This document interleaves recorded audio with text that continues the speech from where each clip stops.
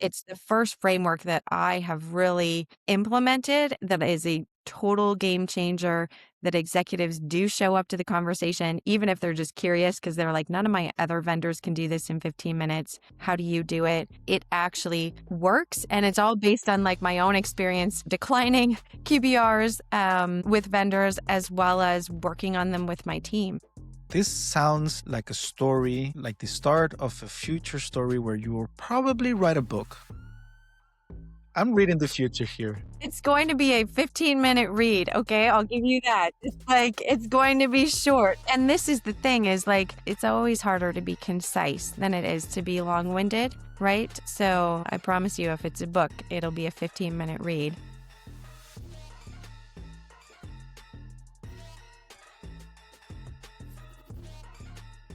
Hello, everyone. Welcome to another episode of Customer Success Talks, Real Challenges, Experts Advice, the podcast dedicated to helping those transitioning into customer success and early career customer success managers. I'm your host, Byron Toruño, and just like you, I'm still learning about this amazing world of customer success, also a customer success manager. Super curious to see where our role is moving forward in the future, and also learning from amazing individuals, amazing professionals, amazing people who sit here with us, invest their time, their energy, their insights to share with everyone here, including myself. Today is not the exception. And today we will be talking about a framework that has been viral recently. And it's a framework that is actually covering one of the most holy rituals that we have in CS, which is the QBR. And there has been a lot of debate. Should we not do QBR? Should we actually change the name of it? Should we change the cadence of it? There's so much out there, but today's is going to be a really interesting one that we touch on a different way of seeing QBRs. I will say even more effective and impactful. And when I hang up a call with a customer, I always ask myself, was that impactful? Was it worth my time? Was it worth the customer's time? Were they multitasking, or were they actually hyper focused on what I was saying? And that's part of the questions that we're going to be answering today. Today, we have the pleasure of speaking with Andrea Bumstead. Is the founder and CEO of CS Impact, a consultancy providing fractional leadership and strategic advisory services to B2B SaaS companies with $50 million to $150 million in ARR. Known for turning customer success into a revenue engine, Andrea has helped grow stage companies generate millions in incremental revenue through outcomes-driven retention and expansion strategies. So let me just repeat that part. I think it's super important. Outcome-driven retention and expansion strategies. And award winner thought leader in CS as well. Andrea is the creator of the 15 minutes QBR framework. And that's what I was talking about. 15 minutes QBR, not 1 hour, 40 minutes, not even 30 minutes. 15 minutes QBR, a framework that is really practical and is ready for us to use with our customers and align with them. Andrea, welcome to Customer Success Talks. Thank you so much for having me. Andrea, you are tackling one of those topics in CS. So I would love to know from you, like, what are we actually fundamentally getting wrong in the QBRs? So QBRs, I mean, we talk about them a lot in customer success, right? In fact, might even say we're kind of tired of talking about them. And I think the reason why we're tired of talking about them is because they really don't work, right? And so I know as a vice president of customer success, I declined every QBR that a vendor wanted to have with me. So on my team, Ouch. right? Yeah, like we were using various solutions, right? With my customer success managers, and those vendors would want to have a QBR with me. And I was always declined the QBR. And the reason why I declined it is because I felt that they were really low value, that these vendors truly didn't understand the problems that I was looking to solve and the time commitments and the stress that I was under. And so I always declined them. And yet I was such a hypocrite because then I would turn to my team and I would say, how many QBRs are you running this quarter? And you hit your goal, right? And so I felt like such a hypocrite in that case because QBRs are a core measure of my team, a leading indicator of customer health, if you will, and yet I declined them all. It's interesting how you say low value. It's like everything is surrounding value basically for the stakeholders.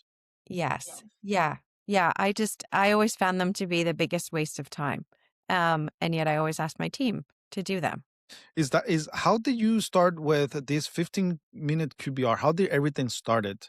So after I finished my vice president of customer success role, so my last VP role, I actually was training some customer success teams. So I was training on them on things like how to run commercial negotiations, how to have a consultative approach, et cetera. And in one of the Q&A sessions at the end of one of those trainings, a CSM put up their hand and they said, "How do I get executives to attend my QBRs?"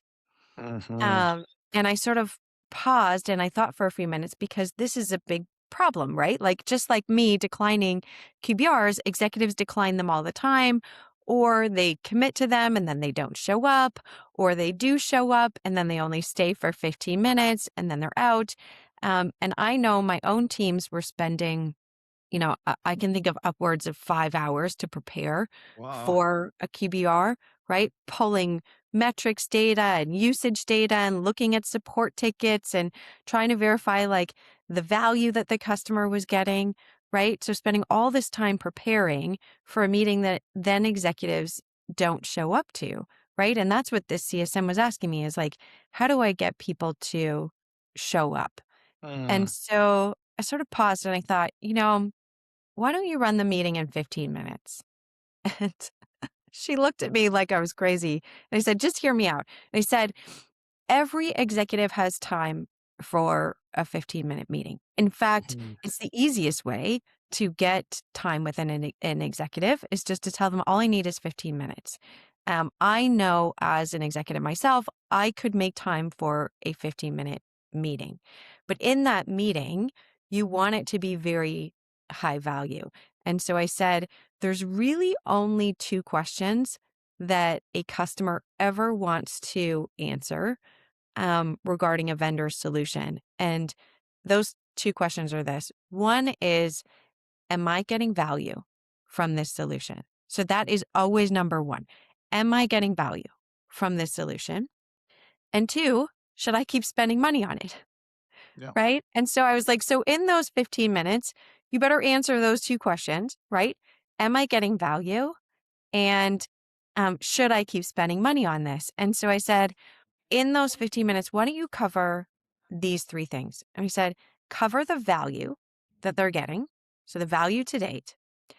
Talk about how they can get more value. So with your experience working with other like customers, with their competitors, right? You are the expert. How can they get more value from your product or solution? And then make three recommendations. Mm. That's it. That's all. Right. So then an executive leaves that meeting and they're like, I know the value I'm getting. I know how I can get more value. And I know three recommendations for how to move that forward. Mhm. Right. And so that was actually the birth of the 15-minute QBR, which I then, um, on a whim, decided to write a post about it on LinkedIn. I was like, okay, well, QBRs are broken. We can do this in 15 minutes. Here's what you would cover. And then what I did was I just created a very simple framework. It was just a one-page slide of like, here are the three things that you want to cover. And on that LinkedIn post, I said, um, if you'd like me to send you the framework, just comment 15 in the comments. I left it at that. And the next day, there was like 1,000 people that had put 15 in the comments. And I was like, oh, wow. Okay. So I start sending the framework. By the end of the week, there was over 5,000 people that had put Wow. 15 in the comments. And what was surprising is it wasn't just CSMs that put 15 in the comments, and it wasn't just CS leaders that put 15 in the comments. It was CROs, CEOs, CMOs, and also executives in organizations that are not SaaS companies that are just like, we need to talk with executives. We're having a really hard time getting an executive audience. I want to see the framework. And so it clearly like struck a nerve in the community, which is just that like executives don't have time for these meetings. They don't show up, or if they do, sometimes they say they only have Mhm. 15 minutes, right? And Mhm. yet it's one of the most high impact meetings that you can actually have with a customer. So you better not mess it up, right? And so that's how the 15-minute QBR ended up going viral. In fact, I've spoken on, I think, at least 5 podcasts about the 15-minute QBR, and continue to share the framework. In fact, I'm implementing the 15-minute QBR um, with one of my clients right now, who has enterprise level Fortune 500 companies, Mhm. and executives that they are trying to get time with. And it's extremely difficult because they are one of 100 vendors, right? Trying to get time with an executive. And so I've actually trained those teams on how to deliver a 15-minute QBR. What a good skill to have. Yeah. I mean, nice for your team that they were able to that they were able to have you to train them on having this big topic that we keep talking about in CS, and it seems like you found the fix of how to first bring the attention, because it's like, what do we do before the meeting, during the meeting, and after the meeting? And then you already cover the before the meeting into cutting the attention. When someone says 15 minutes, they might even enjoy just to see, just to be curious into how that's going to look like. In fact, they do. So it's a hook to get executives to show up, and the team will say, "I will deliver the QBR in 15 minutes," and the executive is thinking, "I have never seen that No. ever." Right? All of our other vendors, because what typically happens in a QBR, and I know this because I've sat in on so many and I've developed them for my teams, right? Is that the whole first 15 minutes is like, let's do introductions, and here's the who's who on the Yeah. customer side, and here's who we are on our side. Here's a little bit about the vision of us as a company and where we're going, right? And that's like the whole 15 minutes. But if you have an executive that is really strapped for time, they don't have time for that. Again, they just want to answer the question like, am I getting value from this solution? And should I keep spending money on it? Right. And so I was like, just scrap all that. Right. Let's get right to the value, which is actually really hard to do. It is easier to create a deck that's got an intro to the team that goes through like, their usage stats, the vision of the company, how we're performing against their goals, right? Even I've seen QBRs that have dug into like support tickets, right? And then, okay, let's have an open discussion about your strategic priorities and capture some next steps. Like I've seen this. I've also seen the product roadmap thrown on the back half of the QBR, right? Where it's like, Mm. let me tell you about like the newest features coming in our product and what that feels like to an executive, because I've been on the other side, been on both sides. It feels like this QBR is all about you. It is all about the vendor. It's all about Mhm. your chance or your opportunity to tell me Selling about yourself. Yeah. your company vision, your products, how we should be using your product. Like it's not about me. And I know as an executive, I was trying to solve very big problems at a strategic level. And so I didn't have time, right, for a vendor to tell me all about them. Selfishly, I was like, I just need to talk about my problems and how you are helping me solve my problems. And if your solution is not helping me solve my problems, then I'm not interested. Right? Yeah. Yeah. I mean, it also we're given so much information to a human being that can just capture X amount of information per day. Probably already had one QBR already before us, or we are the first one, and then the another one comes.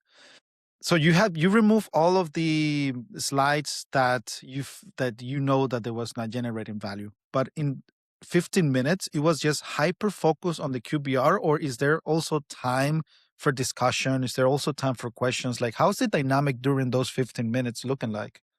Yeah, so what I recommend and how I train teams to run this, which works very well, is they basically, so let me back up a little bit Yeah. because there are some really key sort of things that you need to have in place to run a QBR in 15 minutes. So one is you need a deep understanding of the problem that you're actually solving for your customer. Mhm. And that comes through conversation, it comes from knowing their business, right?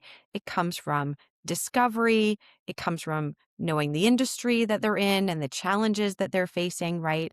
And it comes from knowing who you're talking to, the persona within the organization and what matters to them. So all of that, you need all of that to have a fundamental understanding of what value means to them because value is solving their problem. So one, you need to know who they are and what problems do they have, right? Mhm. Um, and then you Okay. need to connect the dots and you need to know how your product or service solves those problems, right? And then the only way, in my experience, to truly track all of that is to document it, right? And so I recommend documenting that in a success plan with the account. We have a good understanding of, okay, what is the problem we're looking to solve? What are the objectives they're looking to achieve, right?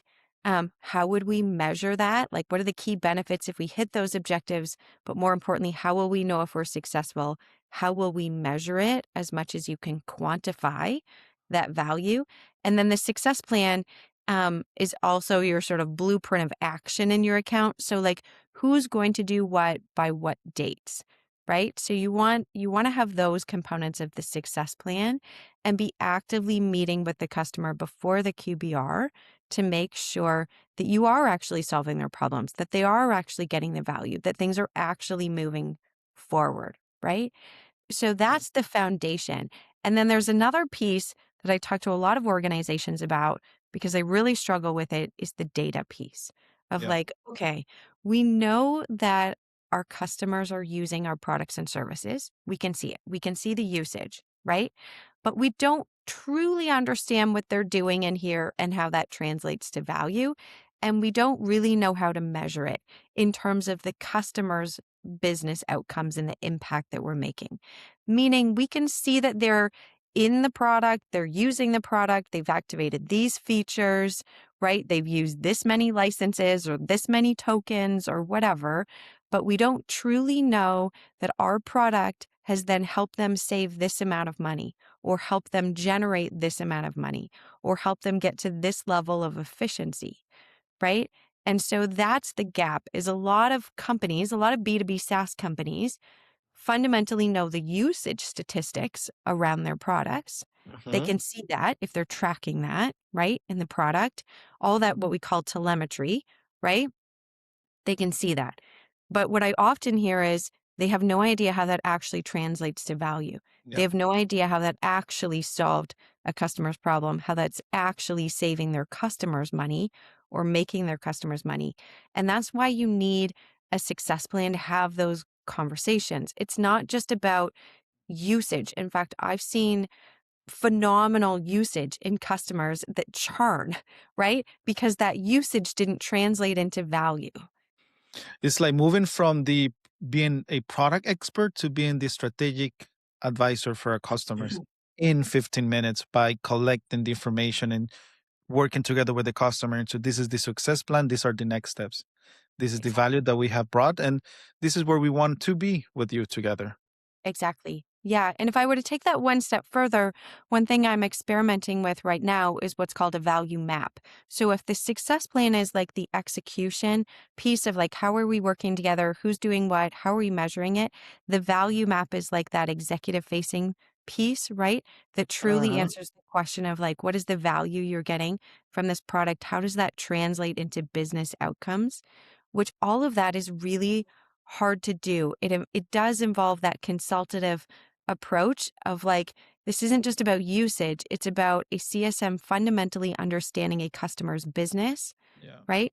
The problems they're looking to solve, what is meaningful to them, and what produces meaningful results in that business. That's very different. And in fact, this becomes more and more challenging to do as you move down market. I'd say at the enterprise level, this is a little bit, I don't say it's easier. It's not easier, but it's a little bit easier to get at, to capture this information, to run the discovery, right? Um, as you move into like mid-market and even SMB and long tail customers, right? Because I often get asked this question of like, okay, well, I can see how we can run a 15-minute QBR in an enterprise executive level with Yeah. Fortune 500 companies, You read my right? mind. Yeah. Right. But then how do you also run that down market? Because that would be great if we could also run a 15-minute QBR with 200 customers or 2,000 customers or 20,000 customers, right? And I often get asked, well, how do you do that? And in that case, my answer is you're not going to be able to talk to every customer to Hmm. understand exactly the challenges of their business, exactly why they bought the product, exactly the outcomes that they're getting. However, what I love about success plans, what I love about QBRs is that they're not infinite, meaning there's a finite number of reasons or use cases why someone would buy your product. And there's a finite number of personas that are using your product. There's a finite number of industries that are using your product. So let me explain. So Hmm. for instance, you may have a um, group of customers buying your product, right? This ICP that fits into accounting firms with 10 people who are looking to streamline their operations. Okay. So that's like one bucket. And then you might have another bucket, which is something different. And they're using your software in a slightly different way. And this is their persona and how they're using it. Right. And then you might have another one. So what you want to do is truly understand each of those buckets then. So like, okay, let me take 2,000 customers and let me just kind of segment them into some buckets, right? Hmm. This is the use case over here, and this is typically why they want to buy the product and what they're looking to solve. Here's another use case here. This group of customers are typically buying it for this reason, and this is the problem they're looking to solve. When you segment like that and you're like, okay, these are the personas that we're selling into, these are the problems that we're solving, then you can infer a lot of the QBR, right? Hmm. Again, this is not infinite, it's finite. So based on your business, I know that you are likely trying to solve these challenges in these ways, and our product offers you a return on your investment this way, right? Hmm. And you probably have that about 90 to 95% correct. Okay. Yeah. Especially if you know your customers, right? You do a bit of market research, like you've talked to enough of them, you can segment them, right? And then your QBR, based on looking at their usage, you can say, okay, here's the value you're getting, here's how you get more value, and here's 3 recommendations based on my experience working with customers like you. Does Yeah. this resonate? That's what you're doing. So you can absolutely do this at scale, but what it requires is understanding who you're selling to, right? Which solutions, what problems are you solving, what value you're getting, right? And if you're selling to different groups of customers, you just segment them, right? And your QBR, I'm going to tell you right now, is going to be 90 to 95% correct, right? And then you can automate that. You can do that digitally. You can say, based on what we see of your usage, right, in our platform, based on your interactions with us, here's the value you're getting. Here's how you get more value. Here are 3 recommendations. Hmm. Does this land with you? You do want to do a bit of a check here of like, did this land with you? And you can also open it up to, would you like to have a conversation, right, around this? But you can absolutely automate that. You can do that at scale. But you just really need to understand who your customers are and be able to clearly connect the dots between what they have purchased from you and the value that they are very likely getting. And you can do that because the features within your product would have been developed for a particular use case to solve a particular problem. Yeah. So like you just need to connect those dots, and you can absolutely automate this. You can send that 15-minute QBR as an email, right? With an option for a follow-up meeting. You could even do some cool in-app stuff with that, right?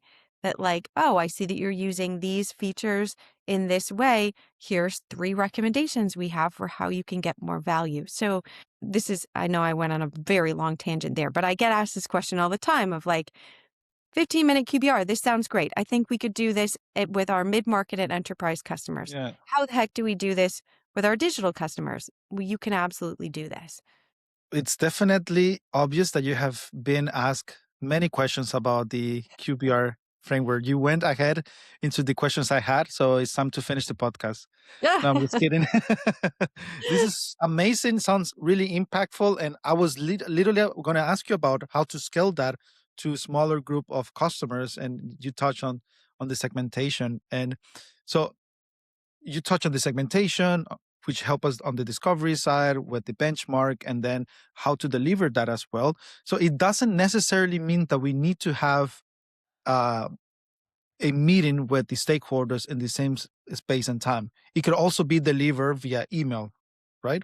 Exactly. Yep. Or even portions of it in app, right?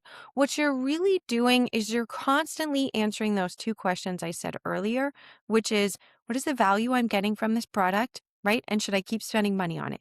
So you want to Hmm. just keep coming back to your customers and saying, this is the value you're getting. Here's how you get more value. And you're Hmm. affirming in them that, yes, you should absolutely keep spending money on this. You are getting a return on your investment. And it needs to be that clear, right? Yeah. Because if I asked you, I don't know, what, and I'll just name some random CS tools, but like, what is the value that you're getting from Gainsight? What is the value that you're getting from Tatango or Vitally? What is the value that you're getting from Gong? What is the value that you're getting from Salesforce? You probably need to think about this for a Yeah. second. Like, okay, I use this tool every day. What value am I actually getting? Right. And so it's up to a vendor. If you want to secure your renewal, you don't leave it up to your customer to connect those dots, right? At renewal, where they're like, oh, am I getting value from this? Is it actually saving me time? Is it creating more efficiency? You want to just keep connecting those dots all the time. You are saving time. You are getting more efficiency. This is helping you make money. This is helping you do whatever those big outcomes, right? They're looking to Mm, achieve. Um, like I think of like, customer success platforms and the tools that we use. It's like, okay, here's how you're getting more efficiency across your team, right? Here's how you're saving time. Here's how you are improving your retention rates with this product, right? Here's a direct link of like how we help you improve your retention. Here's how we help serve up expansion opportunities for you, right? Which helps your NRR. Those are the things that I care about, right? Where I'm like, okay, am I getting value from this? Meaning, does it mhm. solve my biggest challenges, which as a CS leader are I need to protect my customers. So I want GRR, I want to grow my customers, I want NRR, and I want greater efficiency across my team. Yeah. I'm thinking as well, if I want to implement this, Andrea, and when you started implementing this yourself or your team, what were they doing wrong at the beginning? Because we Mm. need to sometimes, or we don't need to, but sometimes we learn from the mistakes. What were those first mistakes that then you adjust here and there to make it really, really impactful? Yeah. So, well, there's a lot. There's a lot. There's a Oh, lot of mistakes, right? But the biggest ones I've seen are those decks that open with like, here's an introduction to our team, and like let's make sure everyone knows each other, and like let's talk about our company vision, and like I don't care about any of that stuff, right? yeah. Like as like I mean on this side of the table, like as a vendor, right, we get very caught up in ourselves, right? And thinking like, oh, our customers care about our vision as a company and where we're heading. Like they don't really. They're like, are you integrating AI? Right? Like, do you have AI in your platform? Yes or no? Right? That's kind of the question that we're answering in the market right now. Like, are you innovating? Yes Mhm. or no? Right? So I've seen a lot of sort of mistakes, if you will, around how these QBRs are opened, right? We're just wasting the first few minutes rather than getting to the true value, right, in the solution. And then I've also, I mean, when I said earlier, I've seen QBRs take 5 hours of prep time. Yeah. In those instances where it took 5 hours of prep time, this was my own team, by the way. Yeah. What we were doing for those 5 hours is we were trying to connect their usage that we could see in the platform, right, with the conversations that we'd had with them, with the reasons we thought they bought our solution, and we were trying to Mm. prove value, right? We were trying to like bring these three things together and say, you're getting a return on your investment. And the reason it took 5 hours is because we couldn't definitively do that. We couldn't actually say that, like, oh, this usage means that you're getting this value. We were trying to draw sort of connections where we didn't know that they actually existed. And so Okay. that's why I recommend anchoring this in a success plan, right, which comes ahead of the QBR. So you actually know what are the problems you're solving. You can actually measure them. You're keeping track and actually measuring it, because then QBR gets really easy where you're like, okay, here's exactly the value you've received because we have measured it with your team. There's no surprises. We did this together, right? Here's how you get more value.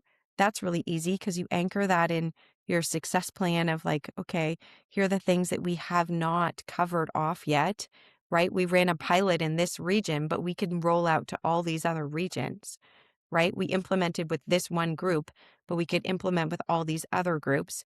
We launched this product or feature, but you have other products that are not implemented yet, right? Mhm. So like that value connection becomes really easy. And then your recommendations become easy because you've had deep conversations with your customer and you're like, based on what I know about your business and your strategic priorities, here are the things that I recommend we do next.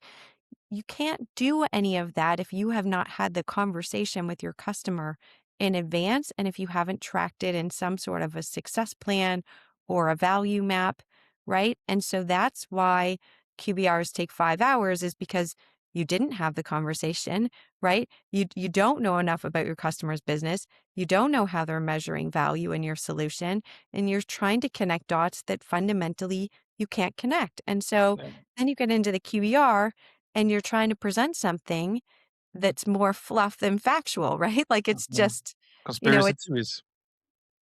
exactly. Yeah. Andrea, are these principles apply for that first discovery call? Because it's about understanding the problem, understand who we're talking to, and I do want to also talk about the value map that you mentioned. But is it the same the first time that we meet with the customer? Ideally, all of that information is going to be in the CRM, so we will have Yeah. a lot of knowledge beforehand. But maybe not everyone has the luxury. So should we have like a different session, a bit longer to answer all of these questions, or are they already how have you deal and your teams deal with this part? Yeah, so the short answer is yes. You do want to be asking those discovery questions. You want a good understanding of why the customer bought your product in the first place, the problem they're looking to solve, how you're going to measure it, and it's all documented somewhere. Ideally, somewhere that it can be automated. So, Yeah. Salesforce, your CRM, or another tool, right? Where and as fields that you could actually pull from, right? So this is where things get interesting with AI, right? As long as you have captured this information, you can layer on an AI tool to basically say, summarize this for me, right? As long as you've asked the questions and captured the information, AI can spit out, right? Your sort of 15-minute QBR. That's not hard. It can also spit out, like, here are the problems that we're solving for this customer. Here's how we're going to measure it. Can spit out your success plan, right? So you can get great efficiency there. Again, as long as you've asked the questions and you've documented it, an AI tool just layers on top and can pull that information into whatever format. Now, let me back up. Let's say you're running a high velocity business with a very short sales cycle, right? Meaning you're bringing in a lot of customers quickly with a very short sales cycle of under 30 days, and there's not a lot of discovery, right, that has happened. And then the CSM gets them and it's high velocity. So you just want to get Yeah. them fast time to value. Maybe they And it onboarded happens. themselves, right? And so you haven't had a lot of actual conversations with them. That's okay. In those cases, it goes back to what I said about digital customers, where it's like, understand who you're selling to and what are their common Mm, problems, right? yeah. Common things that you are solving, right? You can collect data, right? Do survey. What were your top reasons for purchasing this product? You can look at like which features do they activate first in the product. You can connect all these dots without Mhm. actually even having to have a conversation, right? If you truly understand your customer, you understand that persona, right? Um, and then can layer on some data of how they're using the product.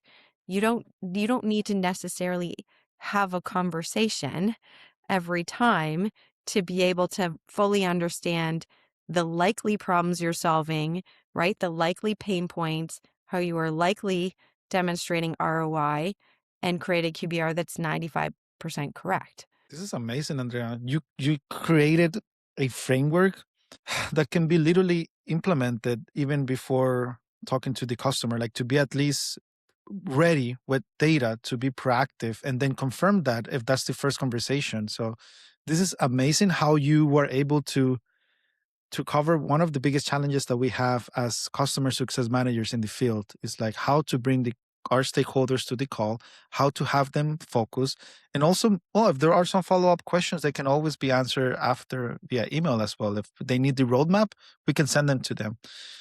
Yeah. Do you have any AI prompt that you are that is your favorite one to use right now when it comes to preparing for QBRs or during QBRs or after? So I do use AI. I use it every day. And I have experimented with a lot of different tools in terms of like, can it automatically like crawl different conversations, Yeah. touch points, emails, etc.? Can it just create, a success plan automatically?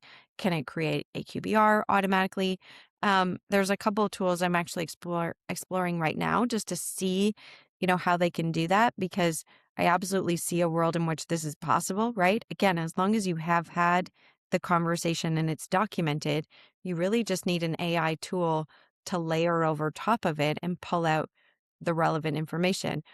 Where I have had a challenge is depending on the AI tool that you use, you just have to be careful because of AI's bias towards answering your question and producing something that I have Oh, experimented with some AI tools that will infer how we are going to measure success with a customer, but it's not actually pulling what was agreed upon. And so that's the only challenge that I've run into is like you need a more sophisticated AI tool that can basically tell the difference between something that was directly said, right?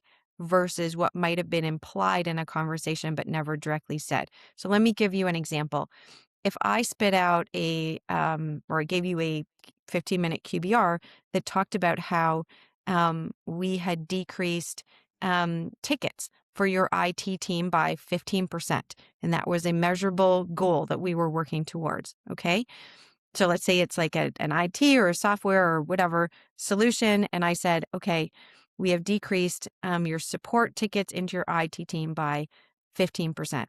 And uh-huh. then you came back to me and you said, we never set 15% as a benchmark. Like, that's great. I'm glad that we did that, but it's not meaningful to you because we never actually said that that's what we were trying to do, that like Oh, 15% would be good, right? that's a bad So, position to be in. right. So it's still good. It's still like, oh, 15%. But because it was never actually said and agreed upon or documented, it doesn't carry quite the same value weight, right? Because Yeah. maybe I actually wanted to decrease them by 50%, right? And so this is where I've had to be careful with AI tools is like telling them like, I don't want you to infer what good looks like or infer how we're going to measure this or infer a metric. That metric needs to be explicitly said and agreed upon with the customer, with the exception of those digital customers, right? Where you're looking for patterns across cohorts where like typically 15% reduction here is good. Does that make Mhm. sense? Completely. Yeah. I have a system, an AI system right now where I work at that is AI, and it connects with my documentation, with my email and my Slack, which is amazing. But it also means that has a lot of information that has to go through, and Mm. it tends to have that issue that you're referring to. So that filtering part, it's such important to not trust AI with our eyes closed, basically. Yeah, this is where I worry, right? Because customers are real people and these are real businesses. And so I think, any AI tool that you are using, you need to be careful that it is actually pulling out real insights. So that if you go back to that customer and you're like, okay, here's a success plan, here's what we agreed upon. What you don't want them to say is, we never agreed on that. Uh-huh. Right? And they will know. So, I mean, I think AI tools are great, but this is where you need to be careful because they are real customers and they're real businesses. Like the accuracy, even like I'll go so far as to say, like I've seen call summaries. I don't know how much you've leveraged AI for call summaries, right? But like if I took a call summary today as fact, right, and did all the things that the call summary said that I was going to do, I'm probably 90 to 95% correct, right? But there's that 5% that's probably incorrect, right? That if I actually executed and did, the customer would be like, we never talked about that, or that wasn't exactly what we agreed upon. So Yeah, that's bad. you have to be careful, right? Because at the end of the day, these are relationships. That's that's the part of AI that sometimes is like, is it there are two parts to this. Is it making us efficient and is it making us effective? So that's a part. Like, Yeah. I mean, again, like grain of salt, right? And all these tools are relatively new. They're still a work in progress. Um, and they don't replace a human, right? I know I experimented with using AI to analyze CSM calls for one of my clients. So uh after listening to about 100 CSM calls, like literally like listening to them, on 2 times speed, but listening to a whole call. After listening to about 100, I got the bright idea or brilliant idea to create like a custom chat GPT that would analyze the calls for me, right? And spit out the coaching that I wanted it to coach on.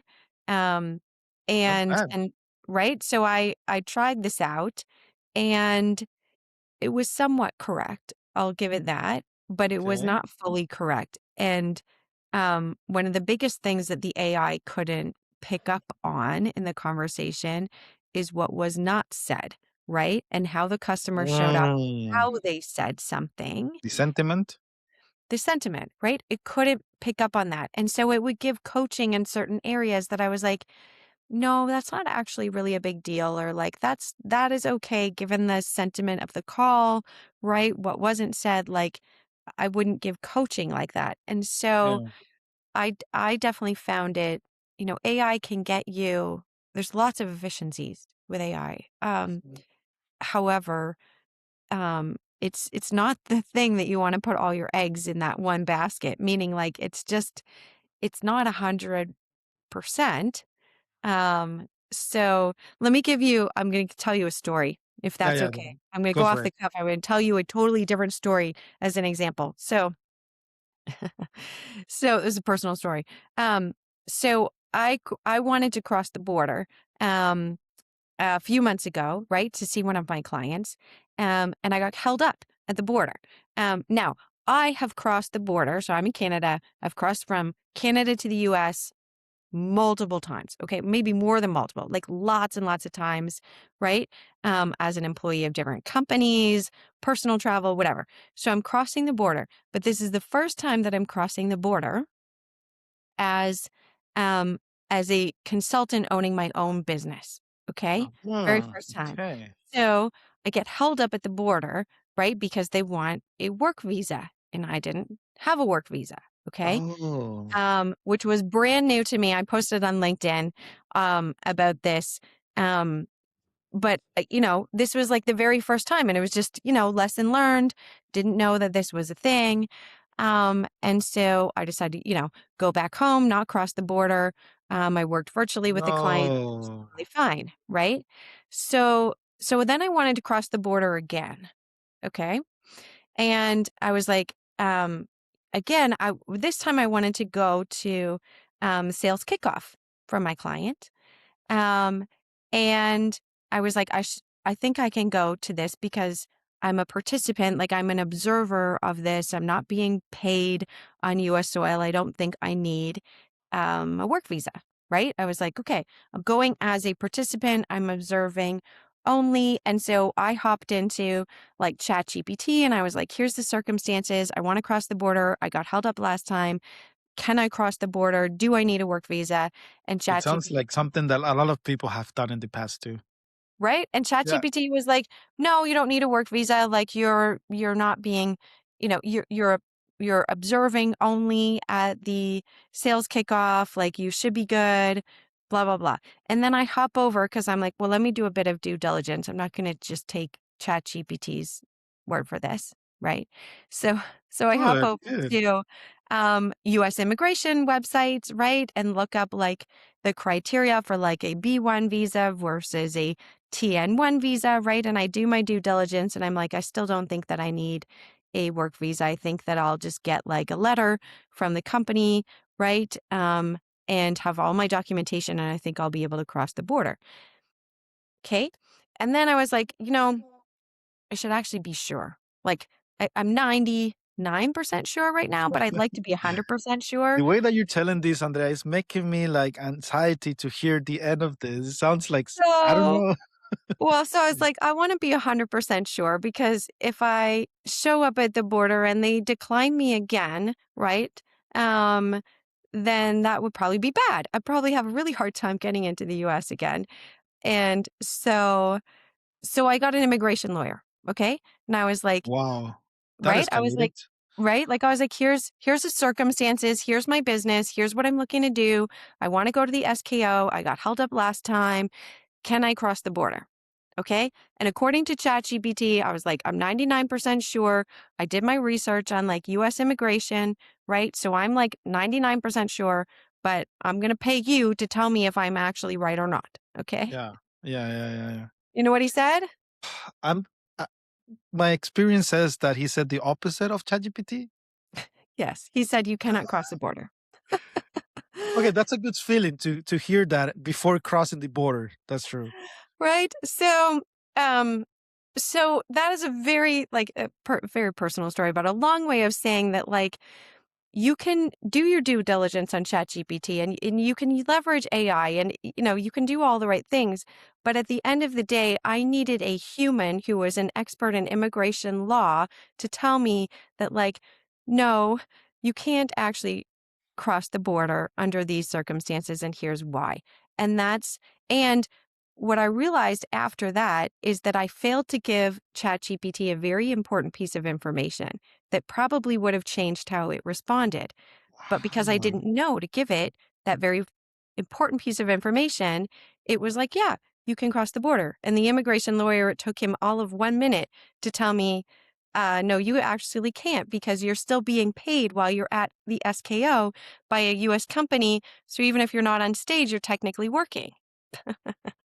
Thank you so much for Anyways. sharing that. That's not a better way of letting us know that we do have to pay attention and actually read, not be lazy, like actually read and think. That the question is always about is it AI or is it us who what we how we ask stuff, you know? But like we know that AI is improving every day. 3 years, 4 years ago, we were just literally talking about AI, how it was going to take customer success, and it actually has helped me personally many things. But sometimes it actually takes me a bit more that if I actually take decision by my own. So it's like that about of love and hate is still going on in my end. Andrea, it's time to start wrapping up today's episode. Uh, Super happy, super grateful, and I have learned a lot of stuff from you into how to be more, how to actually caught the attention of the stakeholders and how to even implement. You literally gave us the recipe of how to implement it, what to look for. So the last question I have for you, actually I have two. One is, what are we missing? Is there anything that you feel that we're missing that we should touch regarding the 15 minutes QBR framework for people transitioning into CS or early career customer success managers? Oh, I feel like we pretty much covered it. And I did more No, talking than I intended to, but I'm just so passionate about this topic. I mean, I have been in customer success a long time. Before that, I was in sales. Before that, I was in marketing. And I've seen these QBRs go just, I crazy. won't say very badly, but just they have not been good, right? They have not been efficient. They've been a big waste of time, both for the companies and the teams that are running them and for the companies and teams that attend them, right? And so I know that we love to pick the QBR and talk about it on LinkedIn and talk about how it's broken and whatever, but this framework actually works. Uh-huh. It's the first framework that I have really implemented that is a total game changer, that executives do show up to the conversation, even if they're just curious, because they're like, none of my other vendors can do this in 15 minutes. How do you do it? Um, it actually works. And it's Works. all based on like my own experience, declining QBRs with vendors as well as working on them with my team. This sounds like a story, like the start of a future story where you will probably write a book. I'm It reading will the future here. It's going to be a 15-minute read, okay? I'll give you that. It's going to be short. And this is the thing is like it's it's it's always harder to be concise than it is to be long-winded, right? Yeah. I promise you if it's a book, it'll be a 15-minute read. Andrea, where can people find the 15 minutes QPR framework? Where can we learn more about it? And where can we know more about what is going to happen for you in your career in the future? Where can we find all of those news? Sure. Yeah. There's two places to find me. Actually, there's three. But Wow. so one, you can follow me on LinkedIn. So I post pretty much every day, all from my own experience in customer success. I have, I think, over 12,000 followers now and growing. So I try and post things that are very relevant that speak to CS operators, people in the position, and it's things that I've either learned in my own career or I'm learning now with my clients. I'm always learning, so I'm always posting. The other place you can find me is on Substack. So I have a real talk with CS Impact on Substack. The framework is also posted there, and I'm committed to posting weekly. Right now, I'm working on a how-to series. So I Wow. covered things like how to forecast, how to grow in your career when your company or role feels stagnant. I've covered, oh my gosh, what else did I cover?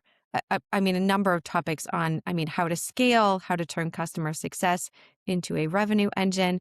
But the last one I posted just last week was a sarcastic, cheeky sort of post about how to get yourself fired as a CS leader. So, How um, easy would that be?